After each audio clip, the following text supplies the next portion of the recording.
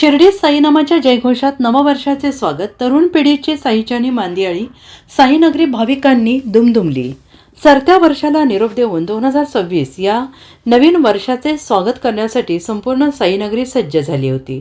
रात्रीचे 12 वाजले आणि ओम साईरामच्या जयघोषाने शिर्डीचा आसमंत दणाणून गेला. देशविदेशातून आलेल्या लाखो भाविकांनी साईबाबांच्या चरणी नतमस्तक होत अतिशय भक्तिमय वातावरणात नवीन वर्षाची सुरुवात केली. 31 डिसेंबरच्या मध्यरात्री जसा काट्याने 12चा आकडा गाठला तसा साई समाधी मंदिर, द्वारकामाई आणि चावडी परिसरात भाविकांनी एकच जल्लोष केला. फटाक्यांची आतिषबाजी नाही की गोंगाट नाही, तर केवळ साईनामाचा गजर. हातामध्ये फुले आणि डोळ्यात भक्तीची आस घेऊन हजारो भाविकांनी साई समाधीचे दर्शन घेतले. संपूर्ण मंदिर परिसर विद्युत रोषणाईने उजळून निघाला होता, ज्यामुळे साईनगरीचे सौंदर्य अधिकच खुलून दिसत होते.